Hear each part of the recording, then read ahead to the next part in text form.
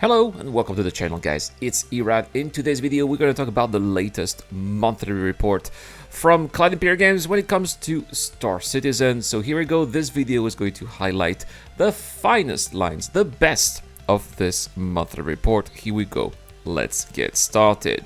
And we're starting with features, as always, for AI, and the team here has continued to iterate on the functionalities of NPCs regarding healing down friendlies. So yes, NPCs are going to continue being able to heal friendlies that are down. It's already the case, guys, if you are playing some missions in Star Citizen where you are in bunkers or at SPK, you will see NPCs doing that. But they are going to continue improving on this feature. Also, improvements were made to NPCs with rocket launchers who now enter combat even when there's no cover available.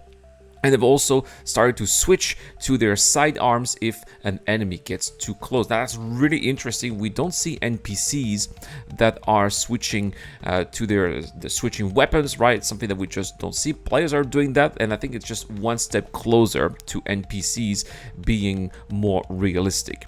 Also, when it comes to game intelligence here, the team has polished StarScript v1.0, guys.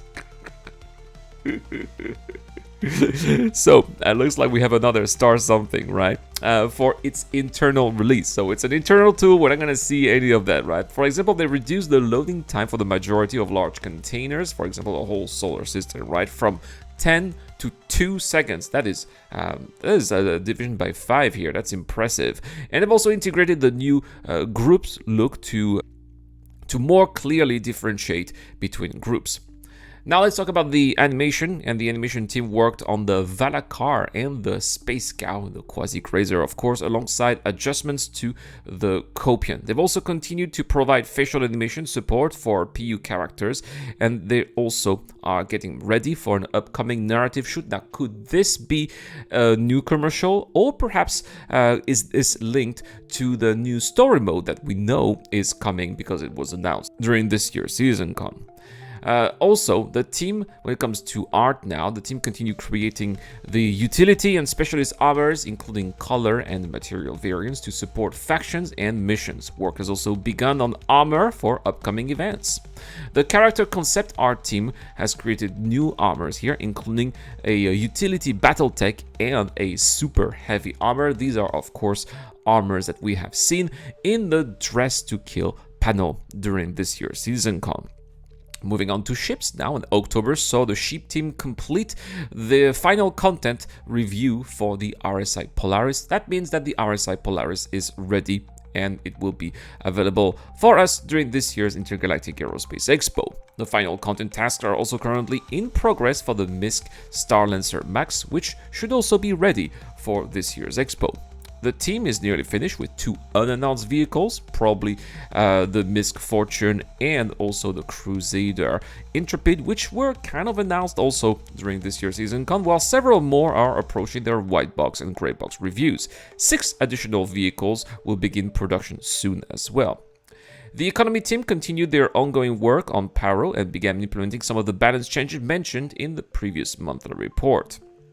Now, talking about mission design, the mission system refactor progressed while future handyman missions entered quality assurance and are currently going through the final polish phase. They also plan tasks for future releases alongside the fundamental archetypes of some of the guilds unveiled at CitizenCon. Now let's talk about online technology, which is anything related to server meshing, for example, right? Well, the online service team progressed with features for 4.0. As part of this, the refactor of the entity subscription service, useful markers, was completed and is currently in testing. The backend social system changes needed for server meshing began internal QA testing, and the mission system is also starting its first round of testing with additional features currently in development to support larger coordinated missions.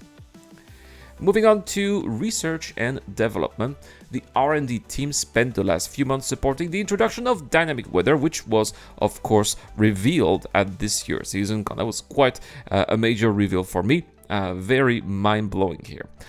Worked on rain volumes also inspired a prototype for improved ground fog rendering. Finally, work began to support and maintain the map storing the accumulated amount of rain. Among other things, this will provide puddles to remain for a while after it rains. What I hope is that these puddles eventually become ponds, right? And that they can be floods, which would be phenomenal. But I don't think that we are going to see that anytime soon. Last but not least, when it comes to VFX, the artists continue to support the vehicle and location teams with upcoming deliverables here. No details as of what these deliverables are. So there we have it, guys. This is also the last monthly report for this year. We were also told that the November and December monthly reports will be coming out in January. I think it's unfortunate. I think that definitely we could have had a monthly report at the start of December, but apparently it seems that CIG are very dedicated to releasing Alpha 4.0 before the end of this year, so perhaps that's what all the teams are focused on right now, and there's not going to be much to report on. So anyway, that is all for this monthly report, guys. If you enjoy my content, please let me know with a thumbs up. Don't forget to subscribe for more Star Citizen videos, and you want to support the channel even more, there's the link to Patreon down there in the description of this video. And also a big shout out to Dr. Frobin, Zero Crusher, Shadow Rise, and Ducky to Ducker. I have been right, guys. Thanks for watching. I'll see you guys in the next one.